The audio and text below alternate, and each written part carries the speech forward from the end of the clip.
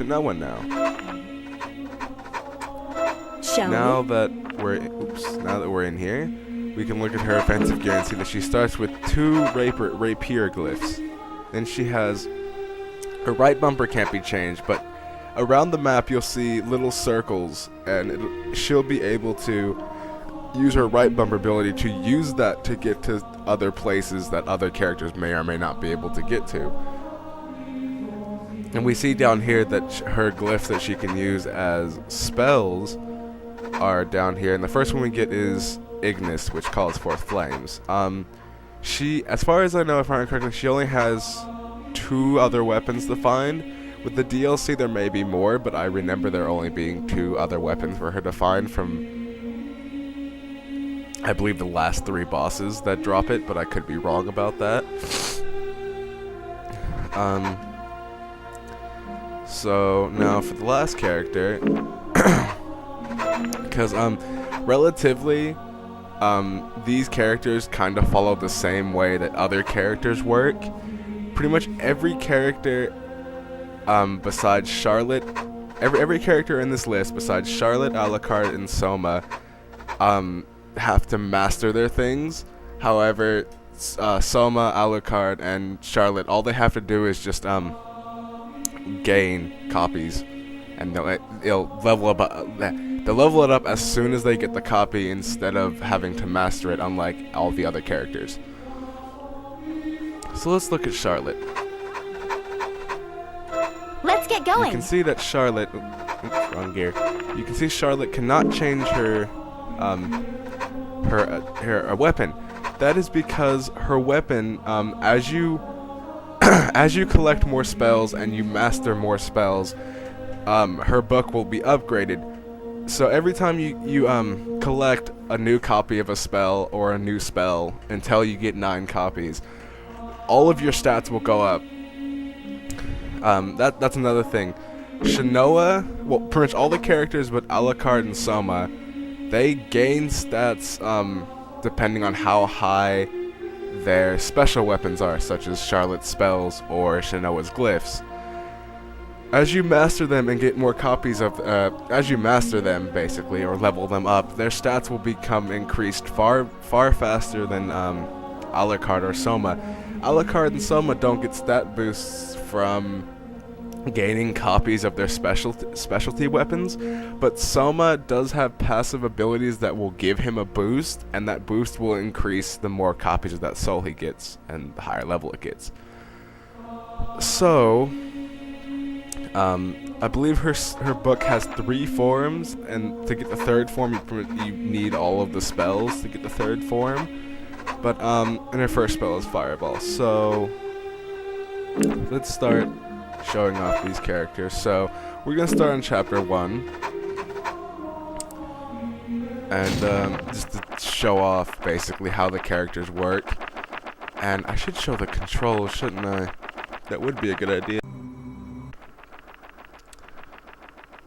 But alright, so each chapter it's gonna show you zoomed out, and then it's going to show the boss. Now you can see this looks kinda awkward, you know, you might not be able to play like this. If you click in the right analog stick, you can choose to zoom in, and then you can do it. Whoops. There we go. So it's kind of basic. Pretty much all the characters attack mostly the same, but for Alucard and Soma, different. Pretty much every character that can use a different weapon, their attacks will vary depending on what the weapon is. And she's Fireball here. See, that does a lot more damage than our our book, which only uses a single swishing attack. Alright, so let's continue on with this. Basically you can out zoom to see where you are on the map. And also if you were to be playing in co-op with other players, you'd be able to see the other players' bars. So you can kind of tell where your fellow companions are. I always hate these things when I first start out. They're so annoying to kill. Basically each map has 1 or 2 ways of getting to the boss. throughout this whole map, and I prefer to take the left route, but I'll also show the right route when it comes to another character if we can. So if I remember correctly, you have to go through the left route to open the right route. Some walls in this game can be broken, and they tend to drop healing items, or in some cases you might find a poisonous item. So I should have collected that bone, but you can see he's a merman. If we hold up our shield, we absorb the splash needles. You can only get one copy of a spell per enemy. So when these stop flashing from all of them from all of them shooting, then I'll kill all of them off. Pretty sure only one more needs to give me the spell. There we go. Oop. Ah. Spam fireball. Alright, so that's cleared out there. Now we can move on to here. You'll notice that you have somewhat limited mobility, and when you hold up your shield, it drains pretty. Every time you press the shield button, it takes 10 MP to use the shield, and then holding it has its own drain. So sometimes it's easier to just hold it down rather than only put it up when they're about to attack with their magic spell, or in this case, with a bone. Sometimes it's tricky to know when something might give you a spell. Most of the time it's easier, like later in the game, you know, fireballs and whatnot, you should be able to absorb those. This bone, you probably wouldn't think that the bone would be magic, but it is. Any second now. Come on. You throw it right after my shield drops down. That's another thing with collecting spells, and in some cases glyphs. It might be annoying after a while to sit here and hold up the shield while they slowly throw the magic at you. And some enemies, if they have a different attack rather than the magic, might not even use their spell for a while. And as you might notice, we have a timer in the top right of the screen. This timer is the same on all maps. It's, I believe, 30 minutes for every map, and on the right side of the timer. On the left side, you can see our character portrait, our HP, which is the red bar, our MP, which is the green bar, and that black circle next to the character portrait is where our use item would go if we had one. Oops.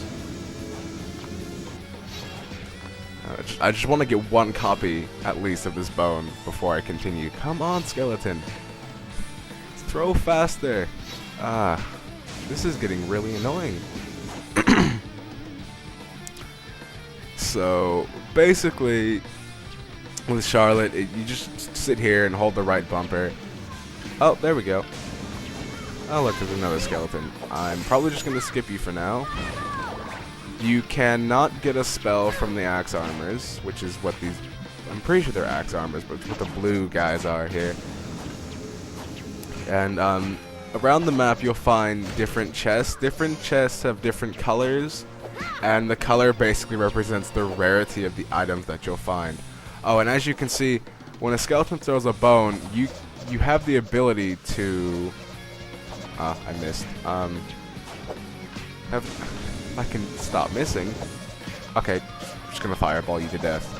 Okay, you do have the ability to knock a bone back at the skeleton. Most of the time you'll destroy it, but there's a chance that you can knock it back and even kill the own skeleton with his bone. There's actually an achievement you can get in this game for defeating another enemy with a skeleton's bone that was thrown by an enemy skeleton and not your own skeleton, which we'll get into later when I show off Shanoa's new spells that we got. This skeleton's being really irritating. Mostly it's just, I actually have no clue what decides the rate on which you capture spells and glyphs, but I would probably just say it's mostly just like a drop for an item from a boss or something that would require mostly having a good percentage of getting it. But I forgot what you can use to increase the chance. These fleamen, all little green guys hopping around, all they do is hop around and run into you. You cannot get a soul from them, or not a soul. You can't get a spell from them, but you can get a soul from them as Soma. Different characters have different drops from different enemies. For example, some enemies might drop a power weapon for Jonathan, but then won't drop a spell for Charlotte. And as we can see, we're picking up these items. If you get an item in a chest, you won't use it right away. But if you pick up an item that was on the like on the ground, you'll instantly use it and get all of the buffs and sometimes even debuffs that the item may give you. What you saw, that beam, was the boss. Some stages, the boss will actually interact with the stage, whether during the boss fight or even before the boss fight, like we're seeing right now with the boss's beam. And so we have a green chest here. This tends to have better items than the brown chest, because the brown chest mostly has food. It's mostly for food. And down here we have bone pillars, which are enemies that take quite a bit of damage. The bosses being annoying. So actually, we can acquire fireball from these guys. I don't know why I didn't do that sooner. Oh no! Don't hit me! Don't. And as you can see, that the beam that the boss is doing does not give us a spell either. So, oh no. Oh no. Oh, that's not nice.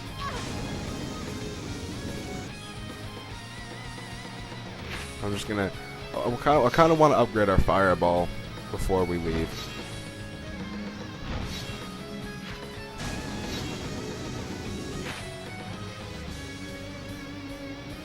Are you serious? Oh, you are serious, aren't you? Now that I remember, you may have noticed that we collected a bell. That's simply a specialty item that gives you more score, adds points to your score. So it's not really that important. I would like to learn the next level of my fireball, please. Oh no.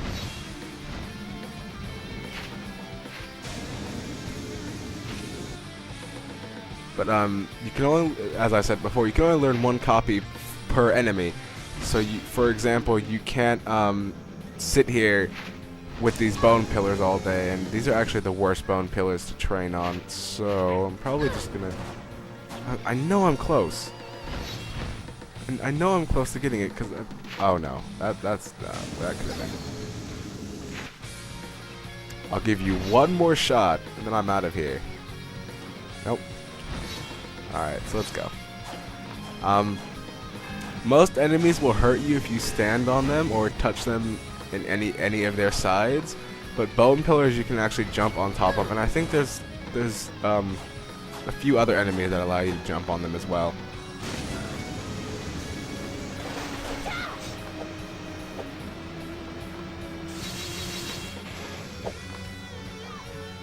These mermen are really nice with their spells.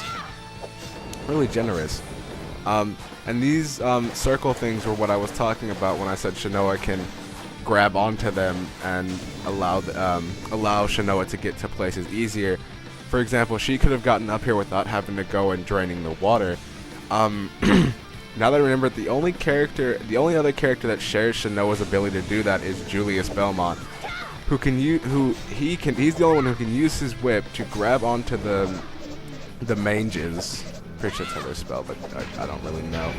But as you saw there, I used that lever to open up the door down there. That's how you get from the right side to the right path to the boss.